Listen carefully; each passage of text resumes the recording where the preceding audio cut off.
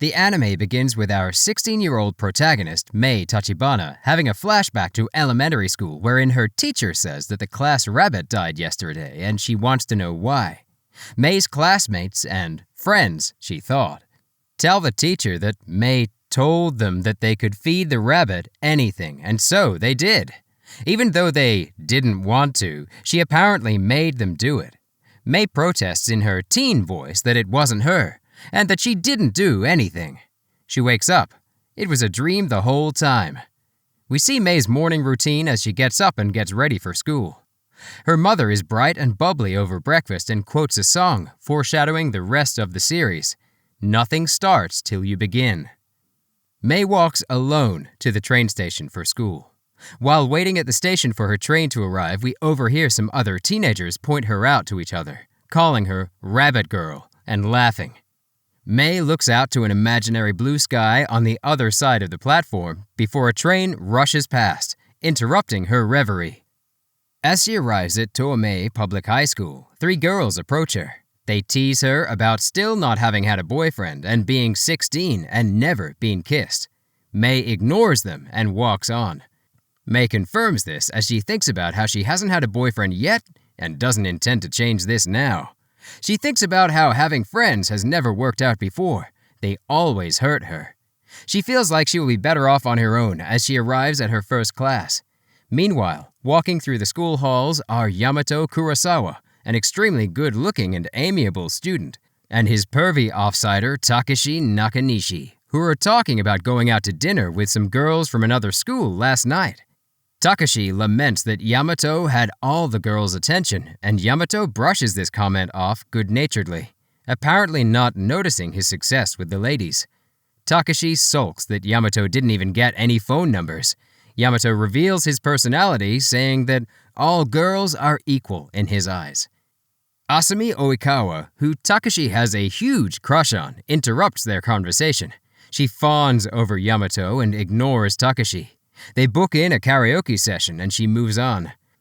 Takeshi is busy talking loudly about all the things he likes about Asami when he accidentally bumps into Mei, who is walking past.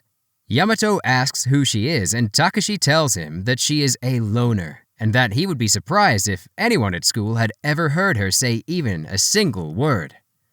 Later, Takeshi is walking up to the girls trying to grab their skirts and lift them up. Yamato is trying to stop him but gets distracted as several girls corner him and try to convince him to go out with them. It's become quite obvious at this point just how popular he is with every girl he meets, and only just manages to get to Takeshi as he is reaching for another girl's skirt. It is Mei's skirt, and she reacts fast. Not realizing who actually did it, she turns and lashes out, kicking the first boy she sees, which is Yamato. He blocks the kick to his face with his hand and falls down the stairs. She yells at him that she hopes he dies. He's transfixed by her, though, as she storms off, and you can just tell he's now interested in finding more out about her. Mei later finds hate mail and thumbtacks in her locker before Yamato approaches her and tries to ask her out, but she brushes him off after apologizing for wrongfully kicking him. After this, we see her feeding a stray cat in a quiet part of the schoolyard. Yamato steps out of the shadows again, surprising her. He flirts lightly with her and gives her his mobile number after she refuses to give him hers. She gives him some band-aids for his hand before running away. After Mei finishes work at a local bakery, she goes home and considers calling Yamato, but decides that he will only betray her. The next day at school, he finds her yet again, and she reveals to him that she doesn't want any friends because they just take you in, make you feel wanted, then throw you to the curb when they're done with you. Yamato can't believe what he's hearing, but doesn't follow her anymore and agrees to go to karaoke. That night, Mei is stalked by one of her regular, much older adult male customers as she walks home from work. Terrified, she hides in a convenience store and tries calling her mother, who doesn't answer. She calls Yamato and asks him to come and help her. He runs to her without delay, and once she explains the situation, he escorts her out of the store. The stalker is still waiting for her outside, and Yamato kisses Mei after telling her he loves her, making sure to do so in full view of the stalker, and eyeing him off as he does so. Mei is so shocked by this, she freezes to the spot, and thinks that this is the spot where she had her first kiss. Still taken aback by the kiss, Mei agrees to go back to karaoke with Yamato, and meets Asami there. The next day, Asami begins talking to Mei like a friend, and casually reveals that Yamato has kissed nearly every girl in the school, and thinks little of it. Mei is also shocked to hear that one of the only girls he hasn't kissed is Miki Arai, who is rumored to be Yamato's first love. Because of this new information, she later refuses his offer to go to karaoke again, before going into a bathroom and getting hit in the face by two other girls who are making fun of Asami's very large breasts. Mei vehemently defends Asami's name in this confrontation, showing that despite her always talking about not needing friends, she is a loyal one at least. Asami helps Mei, and the same two girls find them again, this time openly teasing Asami. Takashi overhears them and, barging in, tries to ineptly defend her honor, which just makes Asami more upset. She runs away. Mei advises Takashi to speak his true feelings, which he does after finding Asami in an empty classroom. They begin dating after this. Later, realizing she should too tell Yamato her true feelings, Mei rushes over to the karaoke bar, where Miki is flirting hard with Yamato. He brushes her off and heads outside and finds Mei there. Mei speaks bluntly to him about their kiss meaning nothing to him. He responds by kissing her several times, each kiss increasingly showing her how much he truly cares for her. At school, Mei is feeding the stray cat again when Yamato approaches her. She says she needs a haircut, and he instantly wants to come along with her as her date. Mei gets ready at home, not knowing what to wear, and her mother can tell from how flustered she is that she is going on a date. Yamato meets up with her, and they have both accidentally worn similarly themed clothes. So cute. He convinces her to put off the haircut until later and go and do something else more fun. Walking together through the city, Mei is intimidated by the way that all other girls and women openly stare at Yamato, who brushes this off as though it happens to him all the time. They run into Aiko Muto from school and her boyfriend Masashi Tachikawa and decide to go bowling together. Mei has a hidden talent for bowling, and Yamato is openly proud of her in front of the others. After wondering what Yamato sees in Mei, Aiko corners her in private and reveals that she and Yamato have had sex. Mei flees the bowling alley and Yamato follows her. He takes her to his old middle school and shows her a place very significant to him. He tells her that this was a tough school, and there were lots of fights. He learned that if he hung around with the biggest bullies in school, he could avoid being beaten up. He became a follower, not an independent person. He realized just how bad this was when the bullies beat up his best friend very badly. His friend met him in secret afterwards, on the spot that Yamato now stands with Mei. Yamato points out a repaired hole in a wooden wall where, in his frustration at the time, he had punched through it. He reveals to Mei that he feels like he and her are similar, and that life for him hasn't changed much at high school, fitting in by going along with whatever others wanted him to do. Mei rebukes him, knowing that others look up to him and want to be his friends. They make up with another kiss and continue on their way. Later that evening, we see that Aiko, in bed with Tachikawa, resolves not to let Mei have Yamato. Mei returns Yamato's jumper from their middle school adventure in the rain, and he in return gives her a bracelet that he says is a symbol of their love. Mei is taken aback for sure, but thanks him anyway. She places a high value upon this new keepsake, as we see later in the day, when Yamato finds Mei storming down a corridor with a large, rolled-up map. He asks where she's going in such a hurry. Mei tells him that her teacher tried to take her bracelet, so she hit him over the head with the map. Meanwhile, another popular boy named Kakeru Hayakawa, who is infamous around the school for his womanizing ways, asks Yamato if he can join him and Mei for a meal sometime, as he is curious about how one girl can gain so much of Yamato's attention. Yamato, although surprised, says yes. Hayakawa is up to no good and has a conversation with Aiko, who can easily deduce that he is trying to become Mei's sneaky link. Aiko remembers after this conversation how the manner in which she emotionally blackmailed Yamato into sleeping with her couldn't be the end of it. She has her sights set on him big time. Mei and Yamato meet Hayakawa at a cafe on Saturday. Mei is quiet and reserved and lets Yamato talk about her, although she isn't afraid to hit him hard in the face when he pats her condescendingly on the head. Hayakawa convinces her to exchange phone numbers before Yamato has to take a call on his mobile phone. Hayakawa pounces as soon as he and Mei are alone, coming onto her big time.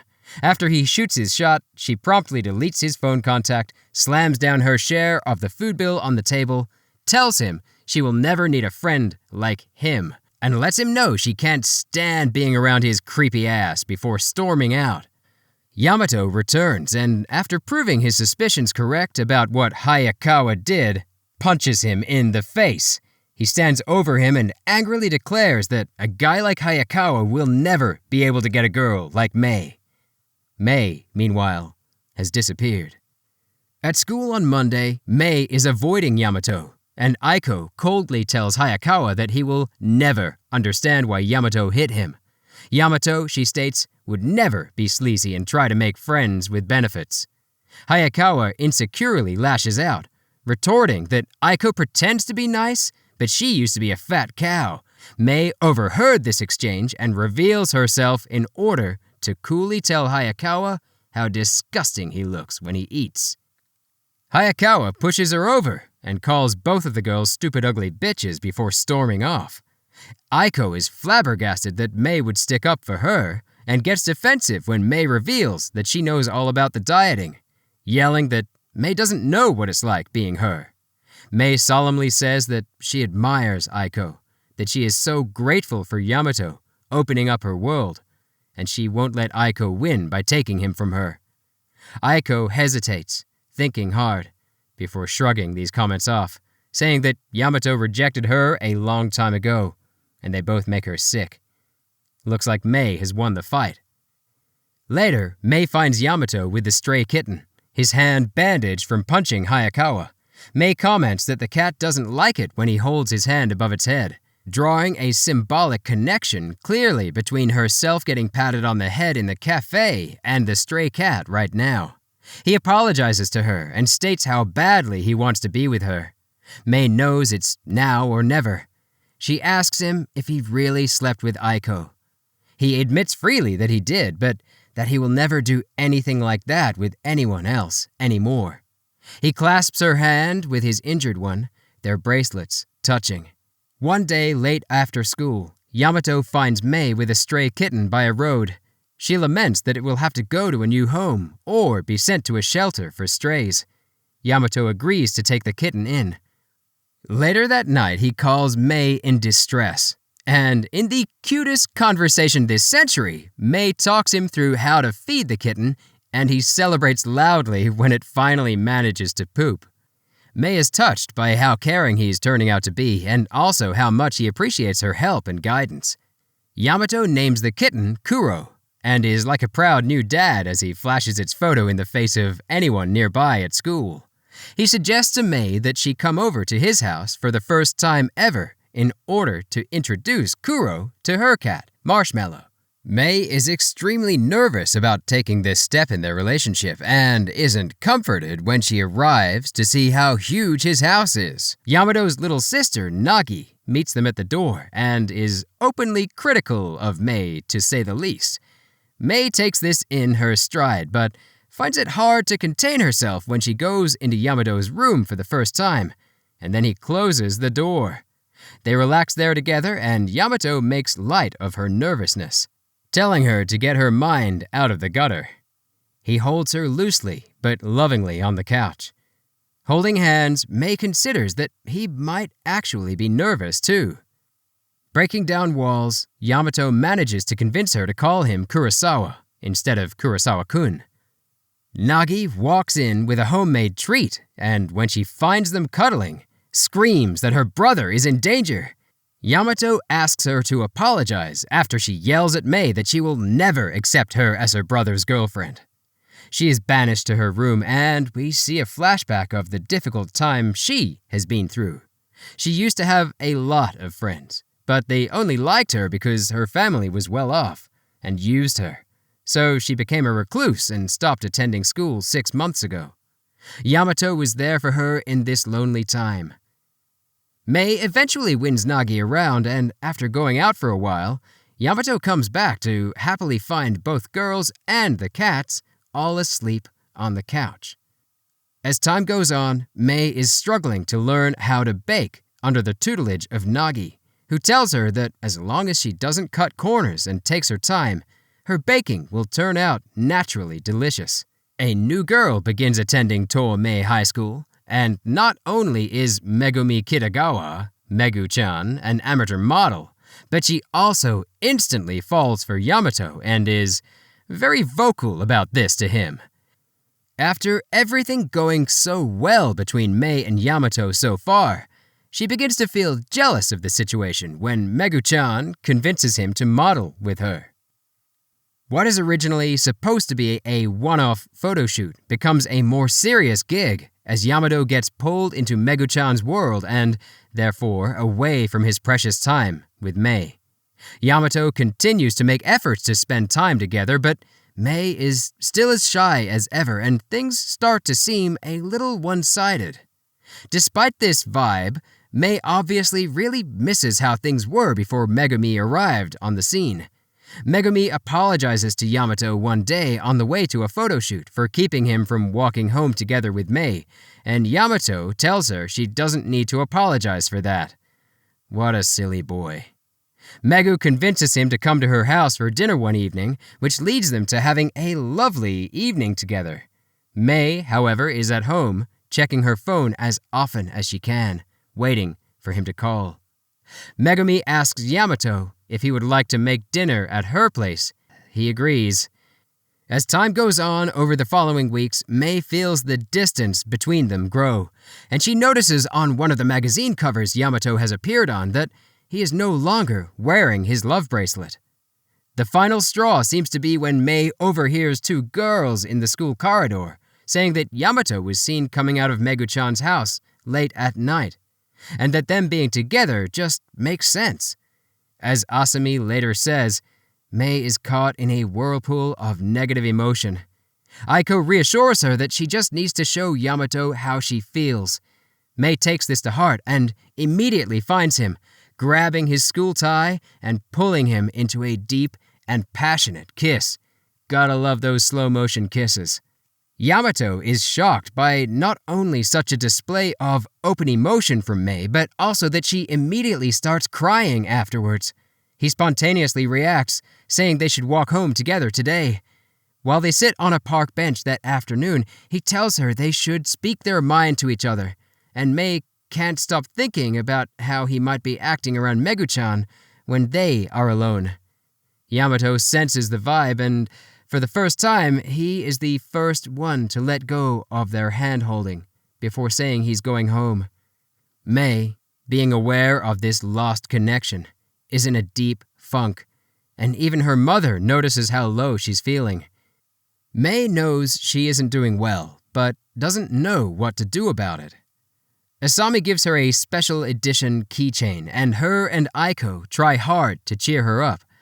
The plan is to give Yamato a matching keychain and pull them together again. Mei resolves to be more trusting of Yamato. However, Takashi gives the corresponding keychain to Yamato, who refuses to put it on his phone like Mei had. Meanwhile, the rumors about Megumi and Yamato are flying thick and fast. This tension builds until Aiko confronts Yamato and gives him a piece of her mind, showing him a magazine interview that alludes to them being together. Megu-chan is harmless, says Yamato. To which Aiko responds, "Said the fly about the spider, you dunce."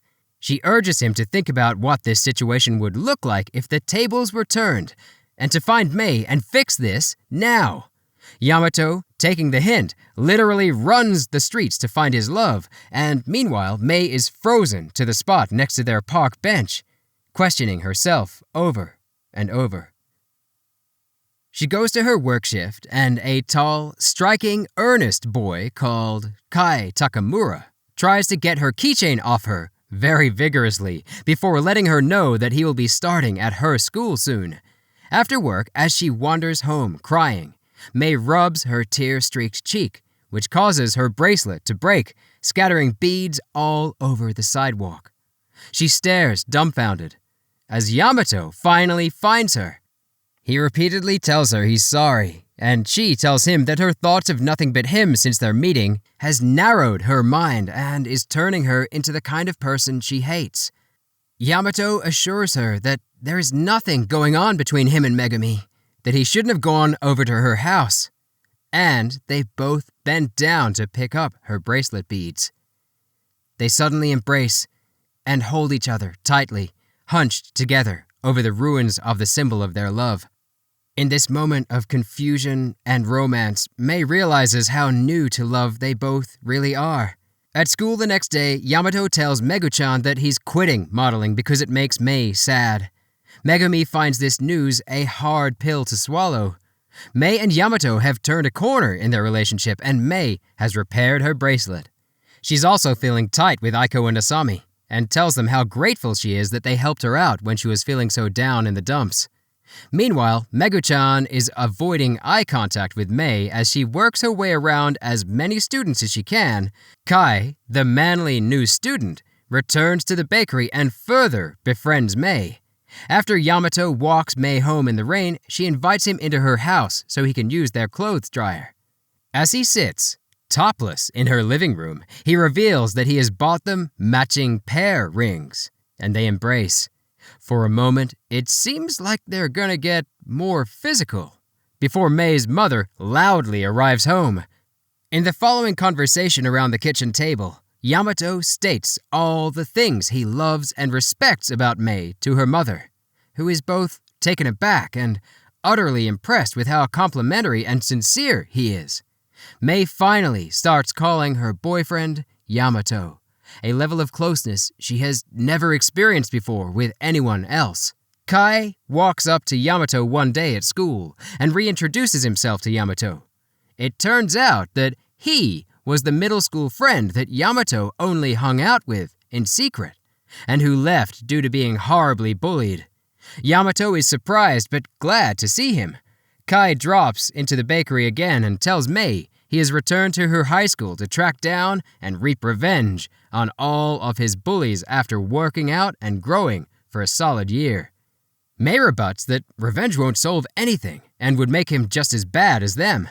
He fails with his first target anyway, who doesn't even recognize him and refuses to engage with this burly slab of lean muscle. Kai is forced to reflect in this moment on his position of the bullies. He's bitterly surprised that someone could hurt him so badly only a year ago, and then totally forget him. He returns to the bakery to find Yamato waiting for May to finish work. In a dramatic scene, he lays down the truth to Yamato. He likes May.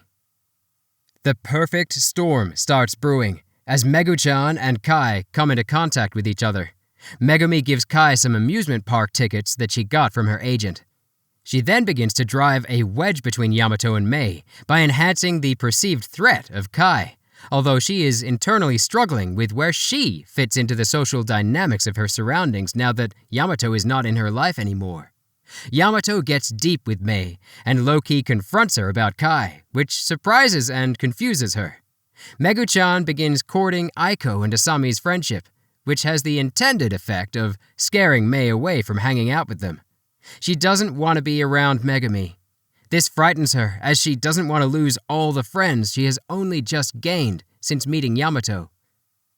Crying one afternoon, Kai finds May and spends time discussing whatever is on her mind. He fills her with confidence through his ability to listen to what is actually bothering her and providing the helpful suggestion of actively trying to maintain and keep her relationships with others alive. After this conversation, she works to keep her tradition of walking home together with Yamato alive. Kai, however, continues to hang around her workplace, and while walking home with her after a shift, he tells her that he has a crush, quote-unquote. and that her influence on him has made his anger towards others go away. He reveals, finally, that his crush is in fact her. She is shocked. At school, in the following weeks, the tables have turned since Yamato's modeling days, and rumors abound of Mei and Kai being interested in one another.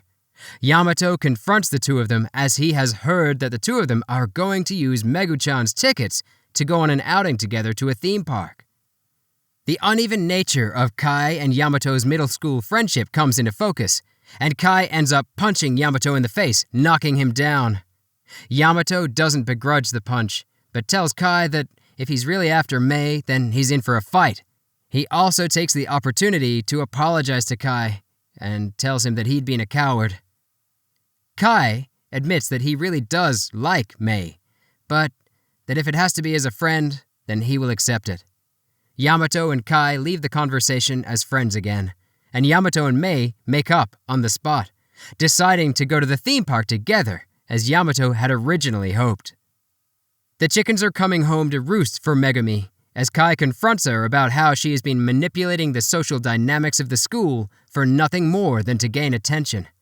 That, plus some extremely negative online comments directed at her, spins Megu-chan out of control and into a spiral of despair. She becomes a shut-in and refuses to come out of her apartment. In the meantime, Yamato and Mei go on their outing to the theme park, and Mei faces her fears by fronting up to the scarier rides. Nagi tags along too, not being able to resist the opportunity to hang out with Mei and Yamato together.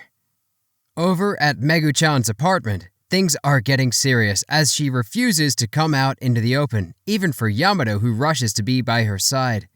Her best friend Momo is also on the scene to support her. Megumi is facing the same anxieties as Nagi did. She doesn't want to feel like people only want to be around her for the influence and fame that she carries. In fact, she is also quite similar to how Mei was before she met Yamato as well. She feels like friendship is a trap, that people don't understand her, and her demons from a past when she was labeled as ugly in her younger teens still plague her.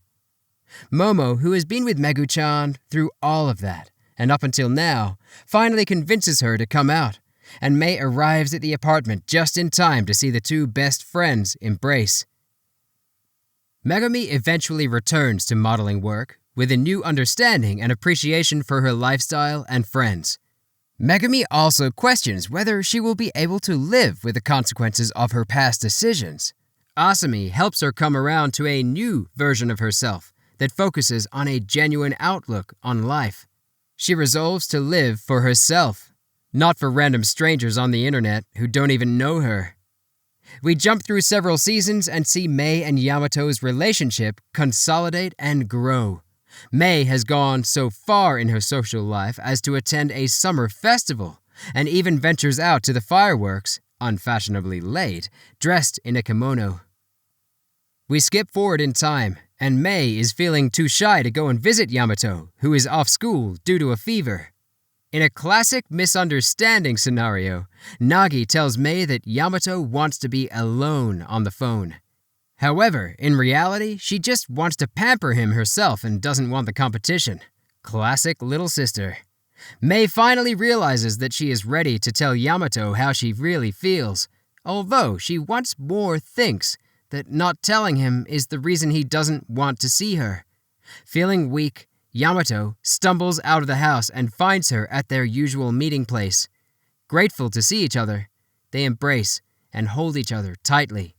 A new understanding gained.